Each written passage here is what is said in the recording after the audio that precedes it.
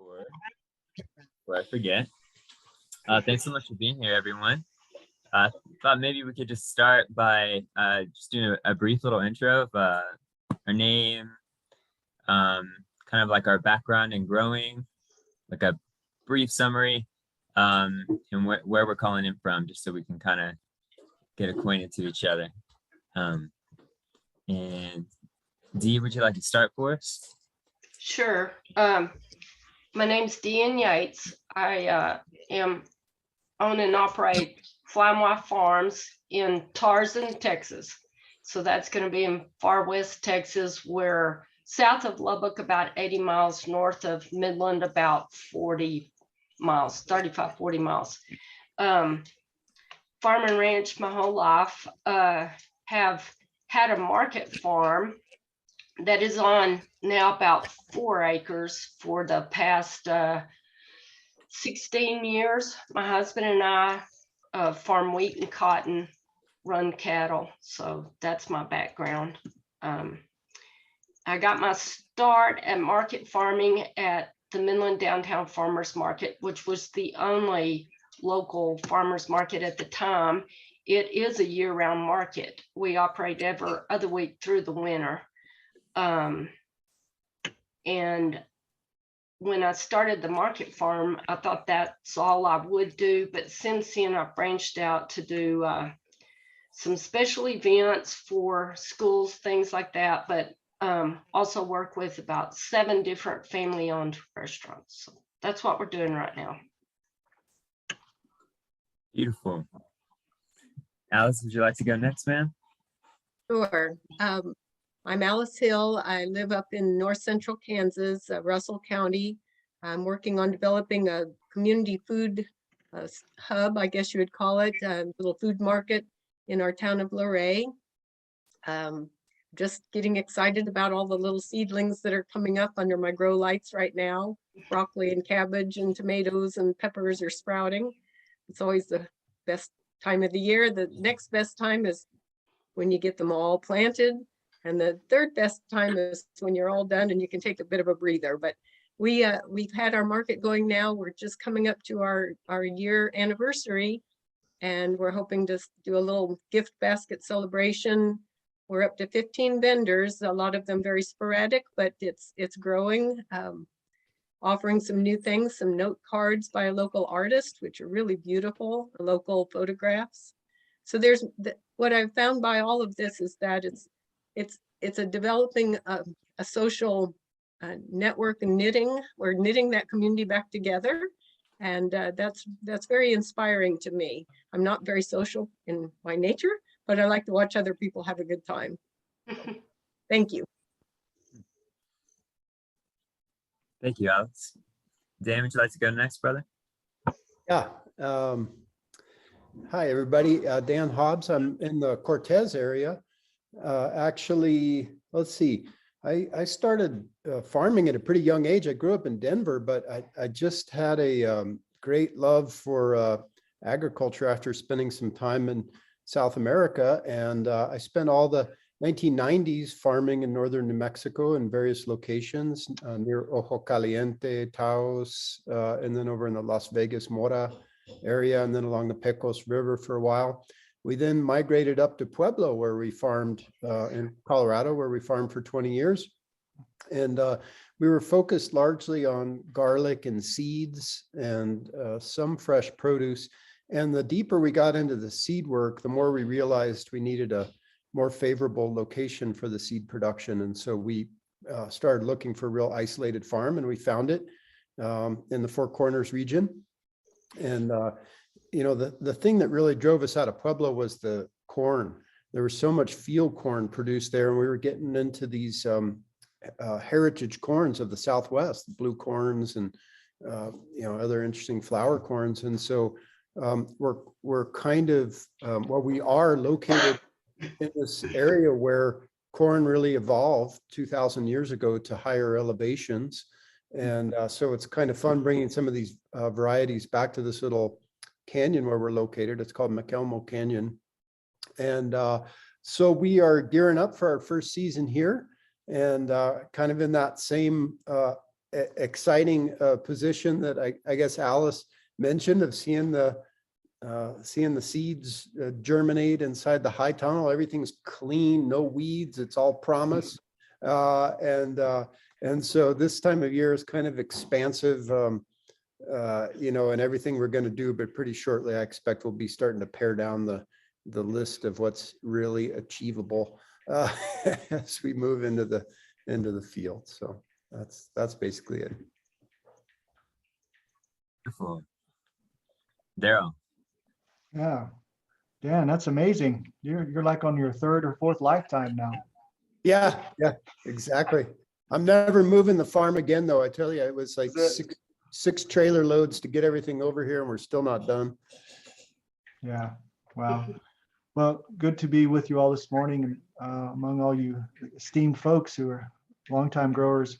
I'm from Nazareth, Texas. I'm executive director of Ogallala Commons, and yeah, I grew up on a family dairy, feeding cattle too, but I always had chickens, and my mother was a good gardener, so I started doing that 10 years ago. And my claim to fame right now is I don't sell anything, but let's see, at the summit in Spearman, I was able to provide the green beans for that, and last week at our partner summit in Amarillo. So that pretty well took out my quart jar stash that I put aside. So, but I like to grow those kind of things. I like to grow in the greenhouse as well. And I love using Dan's seeds when I can get a hold of them, like deer tongue lettuce and scarlet Nante carrots, and a number of other things. So yeah, I just like to grow food and have food on my table and share that food with others. Thanks, Daryl. My name's Blaze. I am in northern New Mexico, and my partner and I are on 1.5 acres. We're growing. I'm Navite in the food world. I started in 2014, and with an internship at an urban farm, and just kept going after that. So yeah, here I am now, and have moved more and more towards heirloom varietals and place-based seeds and that type of resiliency, and really enjoy it.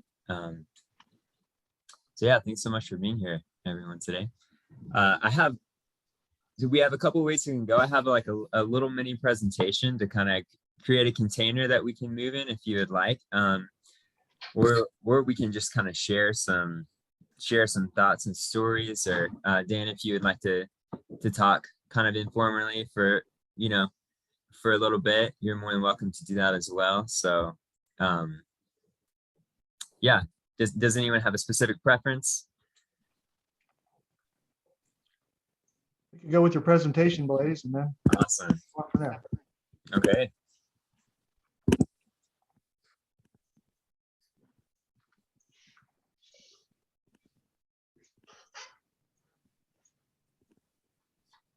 Great. Yeah, this is just some seed saving we did a few years ago. This is a quote I really like. I'll read it to you because I think reading in a voice is powerful. My grandmothers were strong. They followed plows and bent to toil. They moved through fields sowing seed. They touched earth and grain grew. They were full of sturdiness and singing. My grandmothers were strong.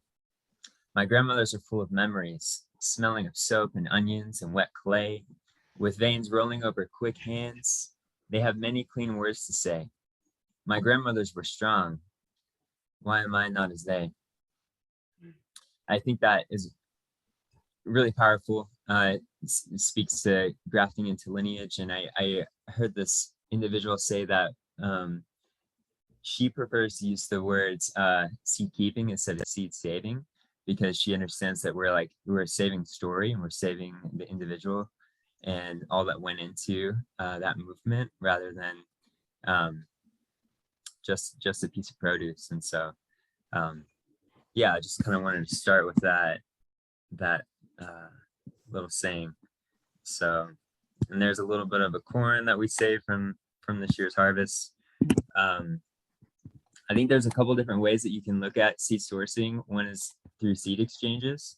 One kind of coming up in my area. I don't know if you're, this isn't too close to you, Dan, but it's one up in the San Luis Valley, and well, they actually have it at a hot spring. So Tia and I we're pretty excited to see that and to spend the day soaking and getting seeds. So and then I found a couple of pretty cool tools in one of my favorite books that help people provides misspell actually hold seed exchanges themselves and get together like tools and what you would need to kind of host those events. But as I'm sure we'll talk about later on the call, really you want to do that with people that are place-based and around you. This is a picture of my partner when she's holding up a drying rack that she bought that she's super excited about, and a picture that she probably wouldn't be as excited about to show. Oh, cool.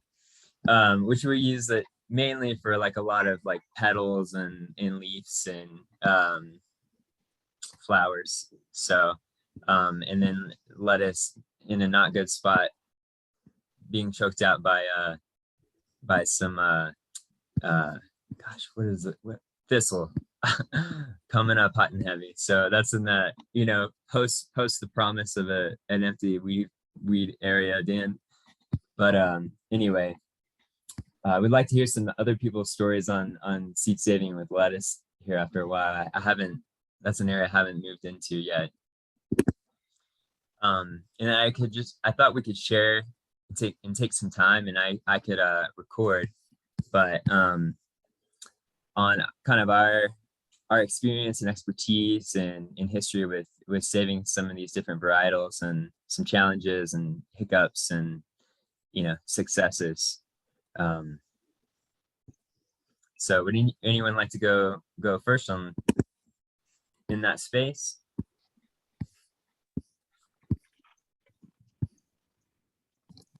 Liz, before you get going, can we have Liza introduce herself? Oh yeah, sorry, I hit admit and then kept talking. Good morning. Liza. Good morning.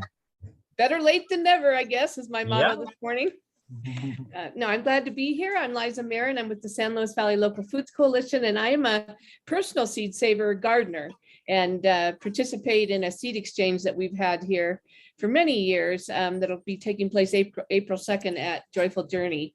And we also have a wonderful seed library at Adams State University that Mary Walsh is the tending person of, and the Valley Roots Food Hub is very proud to carry Dan Hobbs seeds, who I see is on the Pueblo Seed Company on the call here too. So that's my introduction. Great, Liza. I was just talking about the Joyful Journey Hot Spring Seed Exchange. So yeah, my partner and I are super stoked for that. Well, great. Would anyone like to kind of speak into their journey on seed keeping?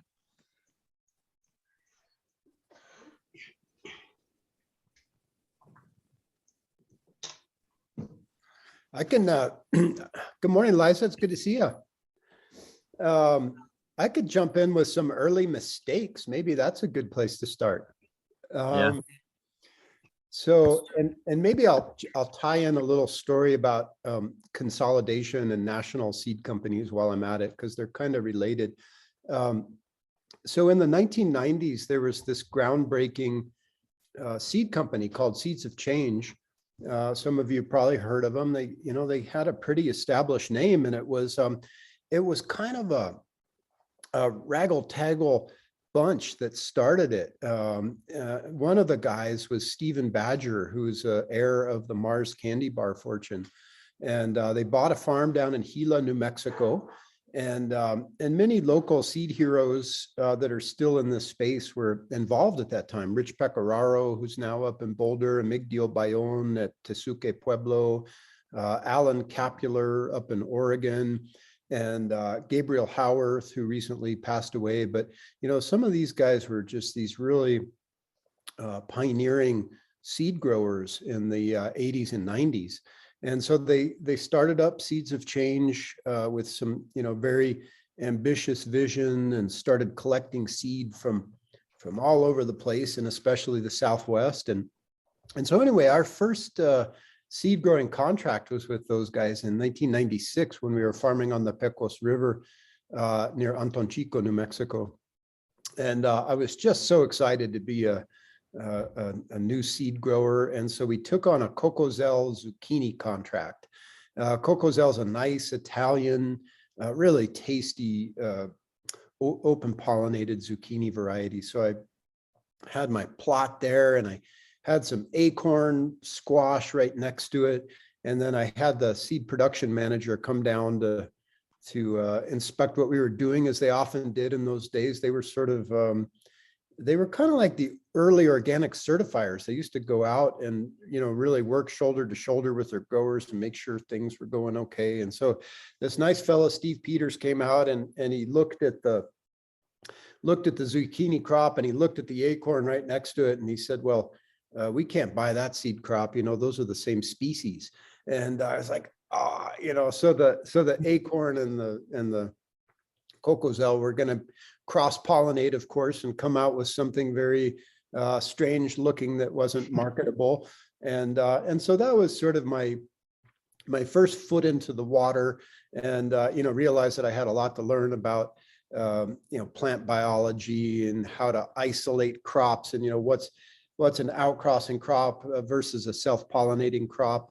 Blaze, you talked about the lettuces, for example. Those are true selfers. You could almost have 100 varieties of lettuce right next to each other and grow them out in a pure form for seed without worry of crossing. But in the case of the squash family, you need a mile distance because they're insect pollinated. So anyway, that was how I got started, and it's been a learning process ever since. And I've only messed up a couple of times on a larger scale, like when we mix some tomato seed for Fedco, and you don't know you make these kind of mistakes until the growers start to grow these things out. And so at least on the commercial side, we've had to be very conscientious and careful and organized. I think on the home scale and the seed exchange scale, you can have a little bit more fun. You can be a little more loose. If things cross-pollinate a little bit, you're not so concerned about it. But certainly on the commercial side, we've had to be kind of rigorous. And I think some of that has led to, we can't grow as many varieties as we like to. I just have this deep love for peppers, for example, and I can only grow about 2 peppers every year. And so we have to kind of rotate what we do with the peppers year in and year out. And then I guess I mentioned the consolidation thing, so I better just finish that off. Seeds of Change had this amazing network of 70 some commercial growers, and we were spread all over the country, and they were very good to us. But then when the company developed food products and shifted ownership into the Mars Candy Company, they decided to go with like a Home Depot model. And so those seeds, which you probably can find at the Home Depot, I'm not even sure where they sell them anymore, but they start buying from large seed houses so they could keep their costs down. They dropped their grower network. What they didn't anticipate, and I'm not even sure that they're aware of this, was that they raised up a whole generation of really excellent seed growers. And many of us went on to start our own little bioregional seed companies. And so you've got these spread across the land now from the original Seeds of Change growers. So they might be buying their seed from European seed houses, but now we've sort of decentralized the seed movement in the United States, and it's been kind of a cool development. I'll pause there. I think, Daryl, did I see you? You had a question on there. Yeah, I was just noticing about shallots and your love for shallots, and I just wondered what are the advantages you see of shallots compared to onions, and where do we get these shallot seeds and starts? Yeah, well, shallots are really a cool crop because you can maintain them through seed or clonally.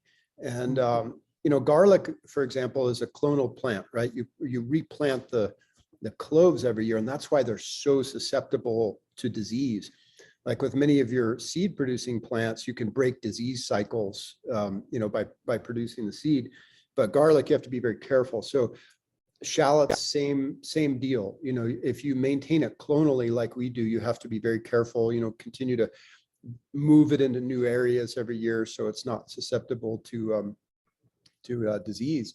But you can also grow it on a seed basis. And so what we like to do is plant it in the fall at the same time as the garlic. And then it will send up a seed stalk in the spring. And what we do is we harvest those seed stalks and we sell them as shallot scapes. And it's kind of this nice specialty item for restaurants. And it's usually one of the first things we're able to sell in fresh markets in the month of May. And then, so you pop those off, bunch them up, sell them, and then let the shallot finish. And it's usually a little bit after all the garlic varieties. So around here, we're harvesting in about mid-July and then planting in the month of October. And if it's seed, you would probably start it like you would onions and leeks inside the greenhouse. It's a similar seed, as your other alliums. Put it in flats and then transplant it out into the field. And then, just from a culinary standpoint, most shallots have just an incredible shelf life. They'll just store in sort of room temperature, dry environment for up to a year or more. And so we really have ended up using those in the kitchen more than the onions. And onions are, of course, very slow growing. You usually, start them in the spring and you just have to really take care of them. They're shallow rooted and, there's lots of weed pressure. And so we've struggled to grow good onions, but we've excelled at growing shallots because of the, maintaining them as a clonal plant.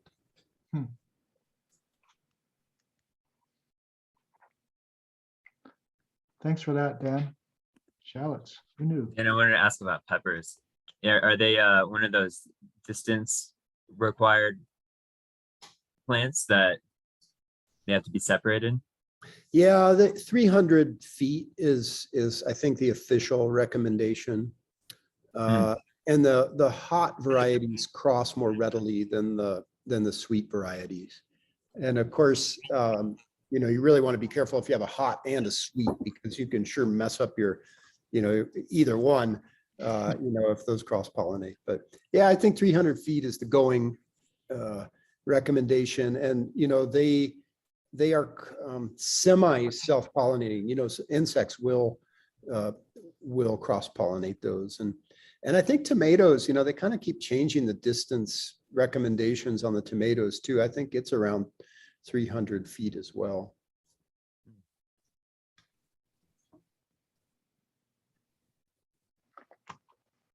Dee, have you thought about seed keeping, or just way down the list with all the other things you have to do? Okay, you're muted, Dee.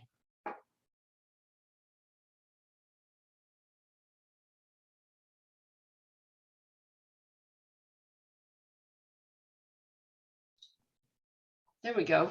Yeah. Sorry about that. I used to save seed when it was my family kitchen garden. We grew just for ourselves.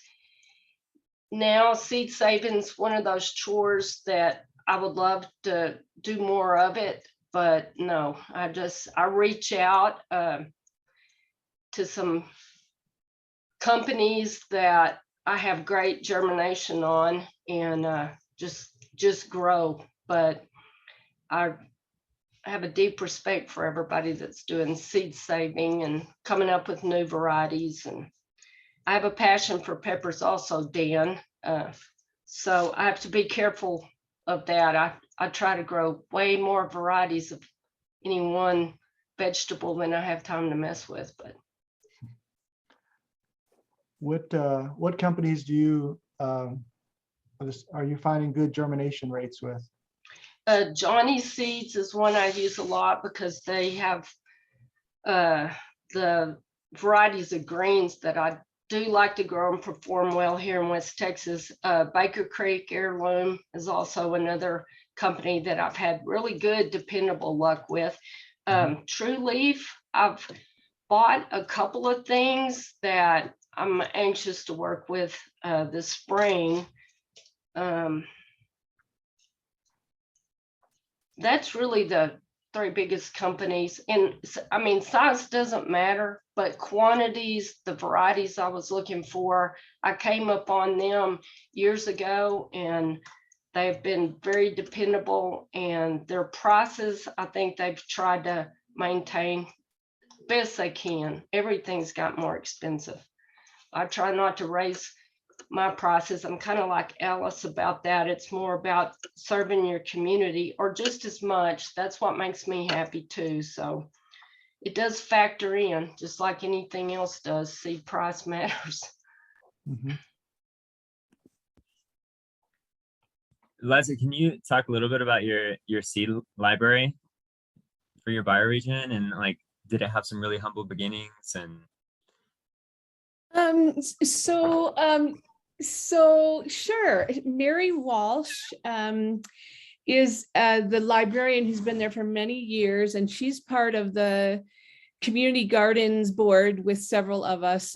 We have Veggie Valley Educational Gardens Initiative, which we have one at, in the school, one in the community, and a grow dome at the homeless shelter. And it was in that group that we started, looking at other places that had seed libraries, and Mary Walsh really was the champion of this, and is the champion of this. But she has an old card catalog, wooden card catalog, where we used to actually, search for our books through, and everybody donated seeds and told their stories. And then you can come and check out the seeds, plant them, and then hopefully save some of those seeds and return a grown out seed back to her with, the story written on the packet. And she actually held a seed exchange in January, the end of January this year. That was the first after COVID. And it was really well attended, and there was so much beautiful seed exchange. And at the end, I just left all the seeds I had on the table. I just left them there. And she sent out an email later and said, "Who left the marijuana seeds? I can't keep these, it's illegal." And I was like, "Oh, oops, I think that might've been me, I'm sorry." But anyway, yeah, you can, and it's a very open, it's, it's not like, it's probably not the perfect temperature and the kinds of things that you really want in a seed, a protective seed bank, but it is a special thing for the Alamosa community to have that.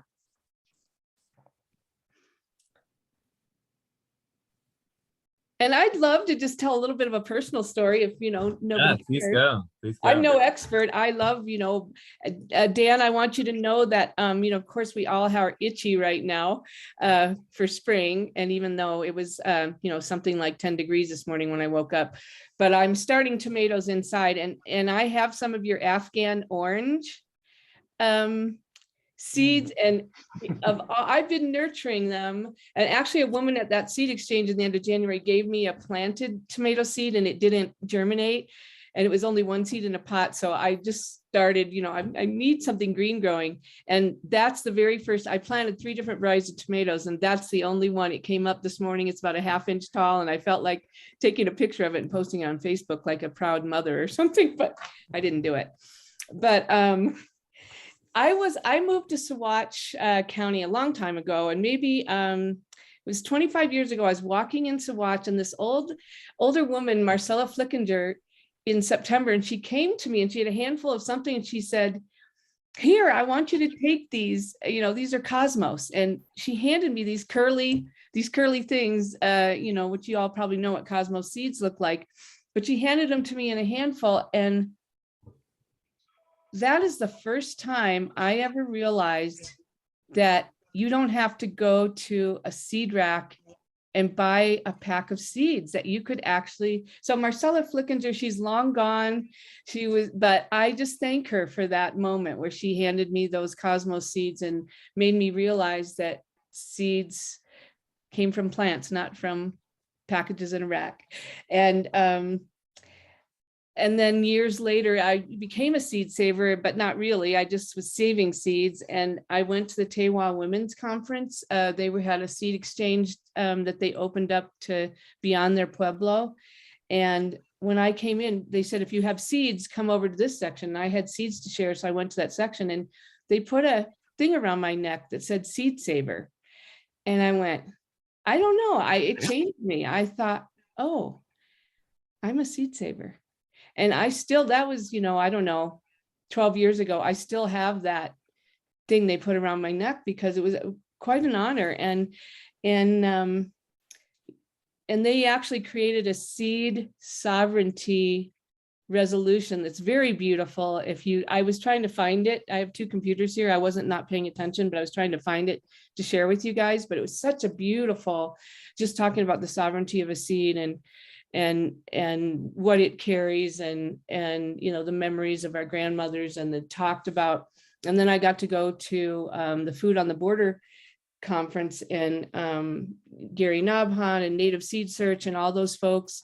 And we went on a walk in the desert and there was a woman there. I wish I could remember her name. I'm going to say maybe Sally, but she was an elder too. And she did, as we were collecting things out of the desert, she'd pull out a hair, she'd spit, you say, you got to give something of yourself when you take. And that was a really powerful thing for me as well. And then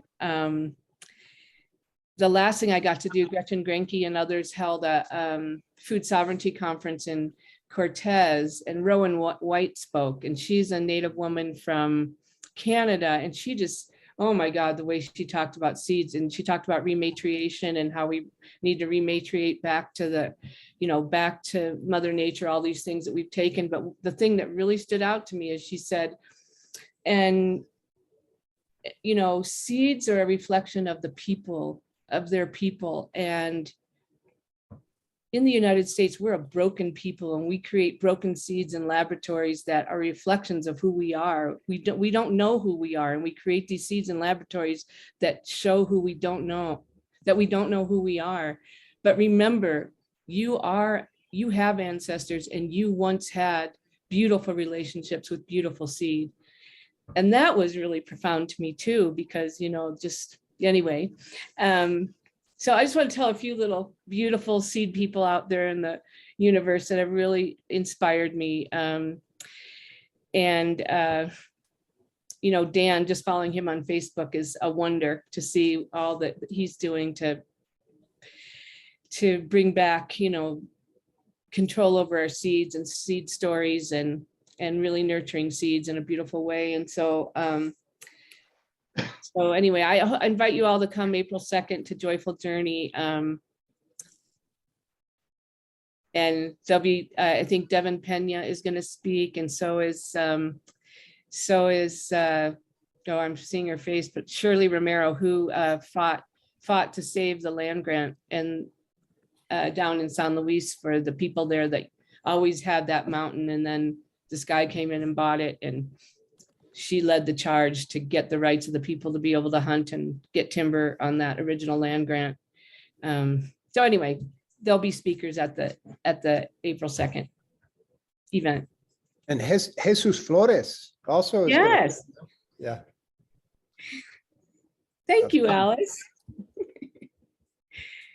That was all beautiful. Dan, when you mentioned Rich earlier, is it Richard Pecoraro of Masa Seeds? Yeah. In Boulder? Okay. Cool. Yeah, he's a great guy to catch up with if you can ever pin him down. He's not super responsive on the phone or text or email, but yeah, he's in Boulder, and yeah, he was the seed manager down there at that Gila farm I talked about way back in the 90s. Yeah, terrific guy, has some great seeds, and also I think markets them under the name Abundanza. That was the name of his old farm, but means abundance, right? Yeah, I think there was some tie with his Italian descent there. Yeah. And you all, I'm gonna have to step off. My wife is about to drive over to the Front Range and we got to get her launched. And it's just lovely to see you all this morning. Blaze, thanks for getting us together and have a great spring, everybody. You, Dan. Yes, you too, Dan. Thanks for hopping on. Thanks, Dan. I was gonna say I met Rich and he's a really cool dude. He does this really unique program in the Boulder area that I thought was really cool at building seed resiliency, in that you can come and pick up starts at his place for free, and then you plant them in your yardscape, and then at the end of the season you give a third of your seeds back to him, and then it creates like resiliency across, because it's such a nexus of different ecotones that meet in that area. But anyway, we did that with a lot of grasses and things, and we have like a 3-year-old Peruvian purple pepper that sits in the window. It's like a mini tree that just gives off peppers quite often from him. So it's a perennial pepper plant. So D, if you want some, I can definitely send you some.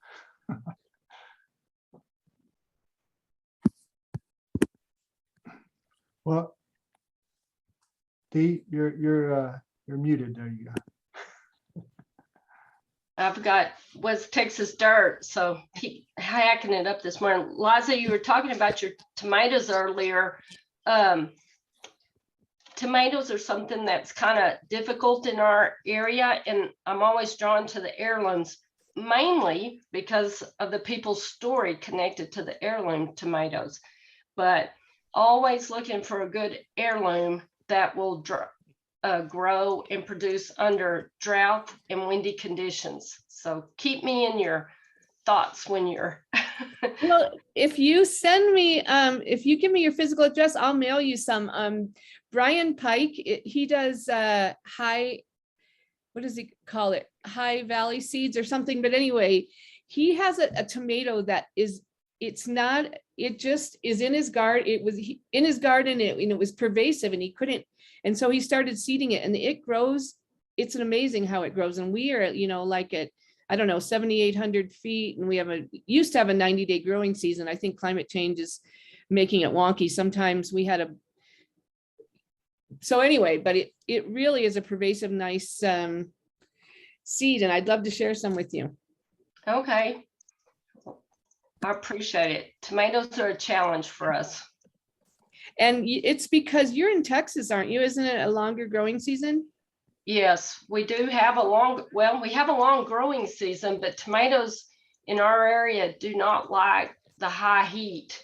And, I can do some things to adjust their environment, but heirlooms especially struggle. Something I've had success with recently are the Cherokee purple, but also because birds aren't as drawn to that color.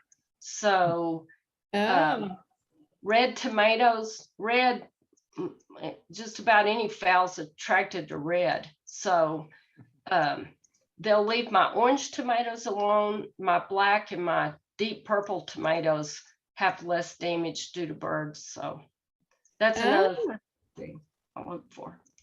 Very cool. Maybe Brian Pike's tomatoes, which thrive in the cold, wouldn't be what you want me to send you. Actually, that's kind of what I run into. We're very desert-like. Well, the seed exchange, I'll keep that in mind. And if somebody has a good hot weather tomato, I'll grab you some. I love browsing through the different seed exchange websites because of their stories. You get so much more. When you were talking about your first memory of seeds and not realizing they didn't come from packets, I'm probably a 6th generation gardener, but anyway, I thought all seeds came out of my great grandmother's snuff jars. So that's my first recollection of seeds, is going to gather her little snuff jars to get the seed out. I didn't know they came in packets. That's funny. Yeah. Alice, what are you drawing from all this? And can you talk about, you have some good sources for seeds as well, right? That you depend on? Well, I'm limited to mostly catalog opportunities. I did purchase some from Seed Savers Exchange this spring. And what I have noticed this year is that the germination is much better than it was a year ago. And I think we all experienced a real decline in seed quality from that break in the chain of COVID. So I think maybe we've stepped over that hump. I hope so. I just have two little stories about seed saving, and I don't try and save seed because my gardens are very diversified and very closely planted, and so trying to keep things isolated is essentially impossible. But last year I started a wide variety of lettuces for the market and would harvest the leaves, and then I gave my partner Krista the root ball, essentially the plant, and she transplanted those into her high tunnel. Then she got busy and neglected them. They went to seed, and then later last fall, those all germinated by accident and by fortuity, and she was able to harvest a lovely selection of fresh salad mixes. So there was a seed saving going on accidentally, more or less. And the other seed saving story I have is I grew castor bean plants back in Rawlins County to help eliminate the rodents that wanted to get into some of my perennial beds. And the castor bean plants are very effective for that. They're also very prolific in setting their own seed. So I couldn't resist. I gathered up bags and bags of castor bean seeds. And then we had a community gathering and I wanted to give those away. And then somebody spoke up and said, but castor bean seeds are where ricin comes from, and you may be poisoning your whole community. And it just discouraged me. I knew that nobody was going to extract ricin from these castor bean seeds, but I did acknowledge maybe it would have been irresponsible of me to have sent those out into the community. So I just kept them for many years and doled them out periodically. That's essentially my seed saving stories. Well, how do we get castor oil from those seeds? I think castor oil is a different, Oh, I'm not sure, but I think it's a different different source. all right. I'll look that up, Daryl, and get back with you on that. Okay. I am having a really hard time finding something about the seed exchange. So maybe I could get the organizer to send me a flyer and I could email it to you, Daryl, and you could, or Blaze, and you could send it out to folks. Yeah, Liza, you sent it to Blaze. That's good. That was the flyer I had up earlier. It was actually for that. Oh, you have it. Yeah. Okay. And I think I popped the right link in the chat. Is that correct, Liza? Which one is it? slvse.org? Yeah, it's San Luis Valley Seed Exchange. Cool. Thank you for giving me the link. Yeah, you're so welcome. All right. Well, then you guys all have it. That's good. Nice. They created their own website. That's why I couldn't find it, because I was going to Joyful Journey. Mm-hmm. Awesome. And then I have on the latter end of that PowerPoint, I can send you guys if you're interested. I just put together a broad list of organic heirloom seed providers. I know it's like more towards the catalog we're talking about, but yeah, I didn't grow up with my grandmother's snuff jar SD, which would have been super awesome. So yeah, I have that list, and then I put together a list of just like basic seed saving tools too, if that was of interest as well. But sounds like everyone else is a lot further along in that than me. So That I appreciate that, especially the seed saving tools. Our local FFA chapter is hoping to erect a high tunnel, and they're wanting to learn more.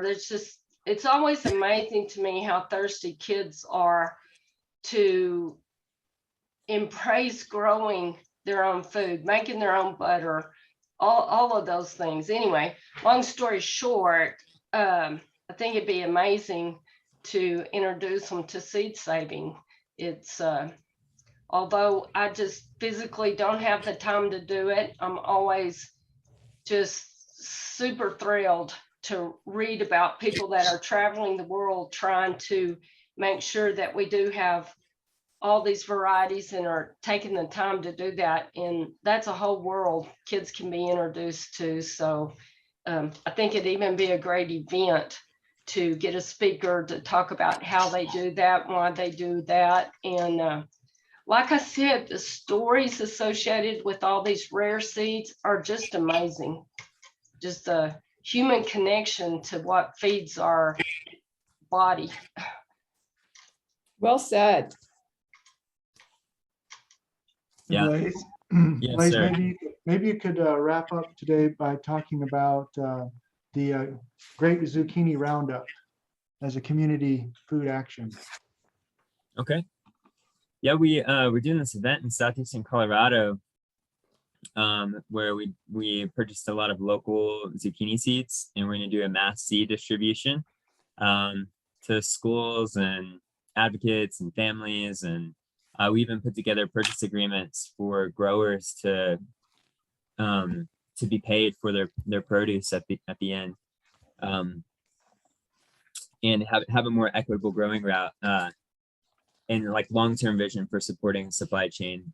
Anyway, we're orchestrating this kind of grower delivery, transportation, and then processing track to get zucchini into local schools. So we have almost 3 confirmed, Springfield and Vilas and Campo, where we're gonna collect zucchini at intermittent times, and then take it to health department certified kitchens. And then we have this awesome lead who is going to help us actually he's going to oversee. The rule is you just need 1 licensed person in the room, so then everyone else can be a volunteer. And so then we're just going to shred a bunch of zucchini and then freeze it and hand it back to the schools, and then provide them with some recipes for pasta sauce, muffins, and of course salad bar toppings. But that's less an easier varietal to get into to schools than like a farm to institution or farm to school track, because there's just less processing